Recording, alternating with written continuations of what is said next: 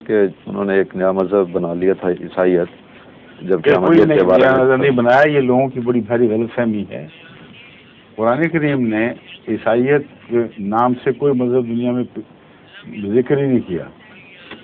قرآن کریم نصارہ کا مذہب بیان کرتا ہے، اور اکثر جو عیسائیت اور یہودیت کا بظاہر علم رکھتے ہیں ان کو بھی اس حقیقت کا علم نہیں کہ دو فرقے وجود میں آئے ہیں حضرت عیسیٰ علیہ السلام کے بعد. اول فرقہ نصرانی تھا اور دوسرا فرقہ کرسچن تھا.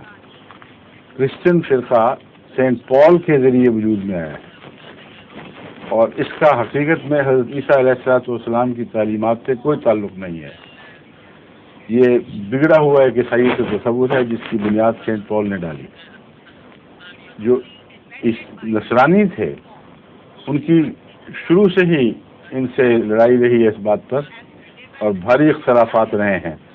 وہ توحید کے قائل تھے، ٹرینیٹی کے منکر، اور مر کر جی اٹھنے کے ان معنوں میں کہ وجود اٹھا ہے اس کے منکر، الوہیت مسیح کے منکر، توحید پرست. اور ایبونائٹس جو تھے یہ بھی بعض کہتے ہیں کہ ایک ہی فرقے کے دو نام ہیں، بعض کہتے ہیں دوسرا فرقہ تھا، یہ بھی خالص توحید پرست تھے. اور دوسرا ان کا فرق یہ تھا کہ بائبل سے اپنے آپ کو گہرے طور پر منسلک سمجھتے تھے، جس کی وجہ سے انہوں نے ہرگز قبول نہیں کیا کہ یہ الگ مذہب ہے. ہوا یہ ہے کہ ایک کونسل بلائی گئی یہود کی طرف سے غالباً 70 کے بعد کسی اس کے لگ بھگ حضرت عیسیٰ علیہ السلام کی وصال کے بعد. جہاں تک مجھے یاد ہے پہلی صدی میں ہی یہ واقعہ گزر گیا تھا. اس کے 70 سال کے لگ بھگ، ایک صحیح تاریخ اس وقت میرے ذہن میں نہیں. یہود نے کونسل بلائی اور انہوں نے ایناتھیماٹائز کیا. ایناتھیماٹائز کہتے ہیں کہ اس پر کفر کے فتوے لگا کر اس کو اپنی سے الگ کرنا. تو یہود تھے جنہوں نے حضرت عیسیٰ علیہ السلام کے سچے پیرووں کو اپنے مذہب سے خارج کیا ہے. اگر وہ اپنے آپ کو الگ مذہب سمجھتے تو ان کے مذہب سے خارج کرنے کا کیا سوال تھا. یہ ایک اور مثال ہے جو جماعت احمدیہ کے حق میں حضرت مسیح موعود علیہ السلام کی صداقت کے لحاظ سے پوری ہوئی ہے. جماعت کے حق میں پوری ہوئی کیونکہ مین اسٹریم مسلمانوں نے، جن کے متعلق وہ حدیث صادق آتی ہے کہ رسول کریم صلی اللہ علیہ وسلم نے فرمایا کہ آخری زمانے میں جو لوگوں کا حال ہوگا وہ یہود کے مشابہ ہو جائیں گے. یہ دیکھیں کتنی مشابہت ہے یہود سے. حضرت عیسیٰ علیہ السلام کے خلفاء پوری طرح، اور وہ تمام آپ کے تربیت یافتہ لوگ جنہوں نے آپ سے براہ راست تربیت پائی ہے، توحید پہ قائم رہے، تثلیث کے منکر تھے، اور حضرت موسیٰ کے مذہب یعنی تورات کے مذہب سے مضبوطی سے وابستہ رہے. ختنے بھی کراتے تھے، جبکہ سینٹ پال نے ختنے کا وجود بھی ختم کرا دیا.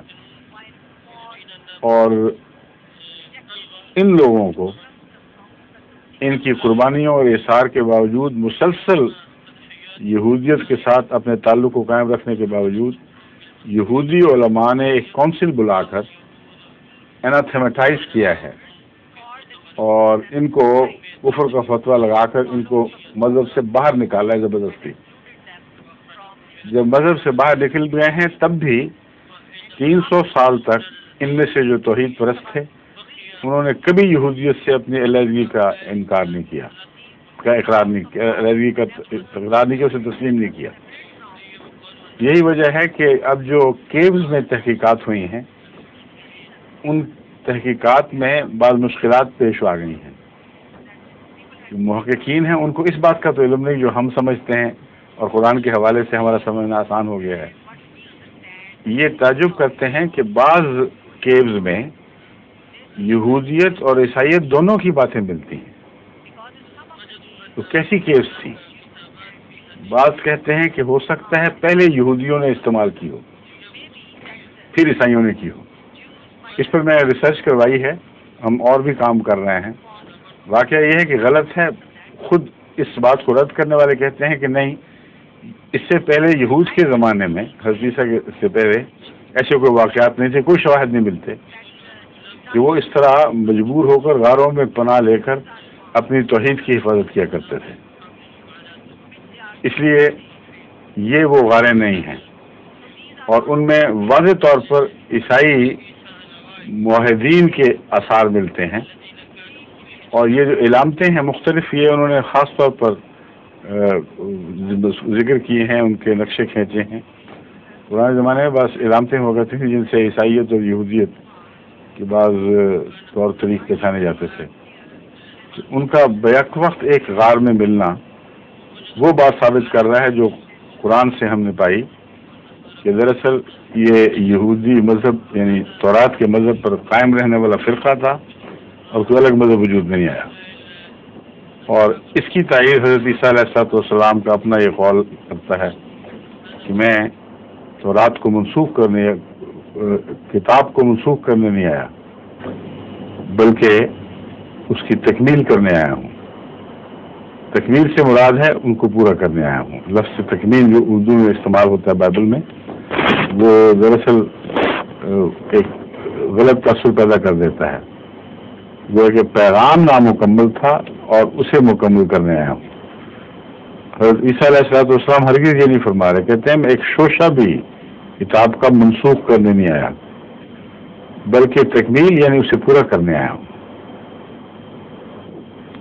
مصدقا لما بین یدی من التوراۃ ومبشرا برسول، یہ جو قرآن کریم نے فرمایا ہے یہ مصدق لفظ ہے، جس کا ترجمہ دراصل غلطی سے تکمیل لکھا گیا ہے۔ تکمیل کہتے ہیں پورا کرنا، اور تصدیق کرنے کے معنی بھی پورا کرنے ہیں۔ تو مترجمین نے یہ لفظ جو دونوں طرف چلتا تھا یہ استعمال کر لیا، جس سے بعد میں بعض لوگ اس کا غلط معنی سمجھنے لگ گئے۔ تو میں تورات کی پیشگوئیوں کی تکمیل کرنے یا اسے پورا کرنے آیا ہوں، یہ مراد ہے۔ بس یہ بات غلط ہے کہ وہ ایک الگ مذہب تھا یا انہوں نے اپنے آپ کو تسلیم کر لیا تھا۔ اسی طرح جماعت احمدیہ تو ہرگز کسی صورت بھی تسلیم نہیں کر سکتی، کیونکہ ہمارا رشتہ صرف ایک کتابی رشتہ نہیں، ایک عشق اور محبت کا رشتہ ہے جو میں نے واضح کر دیا ہے۔ حضرت صلی اللہ علیہ وسلم سے ہمارا الگ کرنا ناممکن ہے۔ ہمارا ہاتھ جو آپ کے دامن، آپ کے قدموں پہ پڑا ہے، اسے کاٹا جا سکتا ہے، الگ نہیں کیا جا سکتا۔ اور جتنا الگ کرنے کی کوشش کرتے ہیں اتنا زیادہ ہمیں حضور کے ساتھ وابستہ کرتے چلے جاتے ہیں، کیونکہ ہمیں الگ کرنے کے لیے وہ سنتیں اختیار کرنی پڑتی ہیں جو رسول اللہ صلی اللہ علیہ وسلم کے دشمنوں کی سنتیں تھیں، وہ ادائیں اپنانی پڑتی ہیں جو آپ کے معاندین کی ادائیں تھیں۔ تو مضمون خوب کھلتا چلا جا رہا ہے۔ کلمہ ہم پڑھتے ہیں، اور ان میں سے اکثر کلمہ آتا ہی نہ کبھی کسی مولوی نے پوچھا ہے گاؤں گاؤں جا کے کہ کلمہ تو سنا دو، اور نہ نماز نہ درود لوگ ان کے لیے پڑھتے ہیں، مولوی پیسے لے کے ان کے لیے درود سلام پڑھتے ہیں، فاتحہ تک نہیں آتی اکثر کو۔ تو احمدیوں کو آتا ہے، جن کو آتا ہے ان کو روک دیے۔ خبردار ہے جو کوئی کلمہ پڑھے، خبردار ہے جو رسول اللہ صلی اللہ علیہ وسلم کو درود بھیجے، خبردار ہے جو تم نے سورہ فاتحہ پڑھی اور نماز پڑھی۔ بسم اللہ کسی کے قبضے سے دریافت ہوئی تو ہم اس پہ حتیٰ کہ رسول کا دعویٰ کریں گے۔ اتنی پاگل قوم آج تک تاریخ کے پردے کو کہیں دکھائی نہیں دے گی۔ ڈھونڈ لیں، تلاش کر کے ایک مثال دکھا دیں کہ اتنے گڑھے لوگ، اتنے پاگل لوگ کہ لا الہ الا اللہ محمد رسول اللہ، محمد رسول اللہ کی حد تک ہے، اور ان کو تسلی ہے کہ ہم لوگ نہیں حد تک کرتے، ہمیں کون پڑھتا، کبھی کوئی مرے تو مولوی پڑھ دیتا ہے، ورنہ کسی کو ضرورت ہی کوئی نہیں۔ لا الہ الا اللہ کا لفظ تو عام ہے، یہ تمہیں ماننا پڑتا ہے، لیکن اگر پڑھا کے آپ دیکھیں، میں نے تجربہ کر کے دیکھا ہے، اکثر غلط پڑھتے ہیں، اور بعضوں کو کلمہ کا معنی بھی پورا نہیں آتا۔ مگر سورہ فاتحہ تو دور کی بات ہے، جن کو نماز آتی ہے ان کو بھی سورہ فاتحہ کا ترجمہ نہیں آتا۔ تو یہ تو حالت ہے ان کی، یہ خود کٹ چکے ہیں، خود دور ہوتے چلے جا رہے ہیں، اور جماعت احمدیہ جو اللہ تعالیٰ کے فضل سے توحید کے مسلک پر قائم، شریعت پر پوری طرح قائم، اسے کاٹنے کی کوشش سے خود مار پڑے گی، ان کو پڑتی جا رہی ہے۔ دیکھو کتنی بدیاں پھیل گئی ہیں، یہ اسلام کی بدیاں تو نہیں ہیں۔ مجاہدین اسلام جو اسلام کی خدمت کریں تو ان کا کردار اسلام سے دور کیسے ہو سکتا ہے؟